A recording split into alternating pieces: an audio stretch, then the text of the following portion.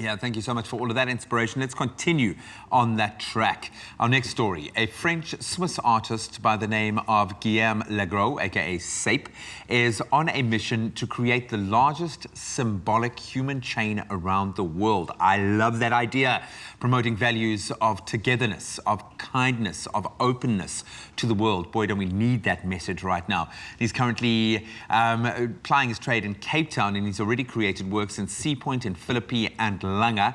And Sape now joins us on the line right now, but I understand he's not in SA right now. Sape, a very good morning. Where in the world do we find you right now? Hi, I just came back in Switzerland now, so I have to do a quarantine. So I'm in Switzerland in my studio. Mr. International himself, brother. Now listen, you're saying that the world could be a lot better if we were kinder to one another. So how do you hope that your Beyond the Walls project will help promote kindness to one another? Yes, I mean, I really trust that art can change some line in society, because it's a universal language. Everybody can understand directly without words. So for me, it's very powerful. And to share ideas about togetherness, I think it's a very beautiful way. So, doing it and to show that some people, because we are 3 childhood friends in my team, wanted to share a mystic message, hope, and I think that it's inspiring for the people. And that's it, it's like a work on ideas. And then when I do the project directly on site, there was a lot of people come around and we can speak with these kind of people. We can make some conference, and a lot of time the picture made all the world is seeing by all the world, in fact, everywhere. So that share the message from me. The beauty of it in this case is I get to go explain to my 3-year-old child what's going on and feel that emotion with him. We're looking at visuals of just how stunning it looks from the sky. Absolutely beautiful. Quite an undertaking, quite a massive project. How did the idea first come about? The first thing is just, as I said, I trust that art can change the world. I got a lot of experience that with one of my projects, some things change in a political system in a country. And then I saw a documentary about the budget of the world of Donald Trump, which is something like $18 billion. And I was like, wow, with this money, what we could do, and I really trust that it's only together that humanity can respond to the biggest challenge of our time. We are in a link world, and I think we have to find a global solution every time. So from this idea, I thought, I will speak about that, creating the biggest human chain in the world. That's it. All right. Well, let me talk to you about this, man. So you're creating the longest human chain across different continents. Okay. So how long, firstly, has this project even been in the making? Like, when did this all start? When did this idea come about? Yeah, at the beginning, we start from the front of the Eiffel Tower, and then I thought, we have to do all around the world, and the idea would be to make it for 5 years and more than 30 cities in the world. But more I do it, more I think, why do not do all the country in the world, which is kind of 200 in the world, and for 10 years, I don't know. It's the only thing is, it's very hard to do it because I do something like 20 kilometers a day, and it's very, I would just say it in English, but I'm tired, So I don't know. If I can do it, I will do all the country in the world. Come on, you don't understand how... You are tired, Bru, and I completely understand that. Istanbul, Berlin, some iconic spots, but you chose here in South Africa, Sea Point, thankfully, so we've been able to see it firsthand. Philippi and Langa. Why these locations? How do you go about selecting the location for your art?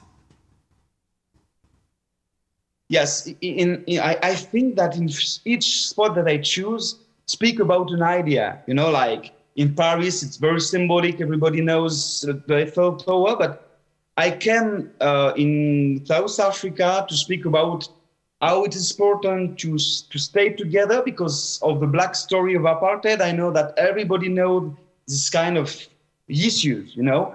And then I thought, if I come only in Sea Point, you know, it's a beautiful, a very symbolic place because we can see the lion's head and we directly know what we are in Cape Town. But I have to show all the diversity of the city. That's why I choose to go in Philippi and in Langa to speak about how it is important to speak to everybody too, you know. Sea Point is not only Cape Town. So to show the diversity of the city, I wanted to go in each place that I could. I would do more, but it's not possible. You know, it's for the time that I have, it's not possible. Yeah. Now, I got to say, obviously, the fact that you've been doing this all around the world, when I first came across your work, I thought to myself, man, this guy's going around the world just like vandalizing our beautiful parks, gee. Like he's destroying our grass and nature. I'm like, whoa, why are we publicizing this criminal? Little did I realize, man, that your frescoes, they're actually made from a biodegradable substance. So everything you're applying to the grass, it's all Nature Boy approved, I believe. Tell me more about this, man, because this is where I get my ears raising. This is what I love. I love the concept because when the people see me painting the grass, a lot of people said, what is doing this guy? Is burning the grass, so I don't know. And then when we speak about the paint, they said, okay, it's cool.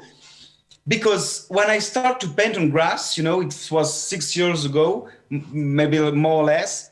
And I directly think I have to find a new way to don't damage the nature, you know, because I don't make sense if I've paint and I damage nature. So for 1 year, I start to make little square in the garden of my parents and make some tests to understand how the paint work on grass, because for the moment, I'm the only one in the world to do it. So I took 1 year to learn about the technique, the recipe. And then I found a recipe only with the protein of milk, which is called casein, the chalk and charcoal. That's it. Wow. And then to be sure that I don't damage the nature, I make some tests on the biodiversity, on the nature, and I send the pigments to a laboratory in Paris to really know what is in the paint. And now I can say, okay, I don't damage nature when I'm painting because we can't see difference between before and then.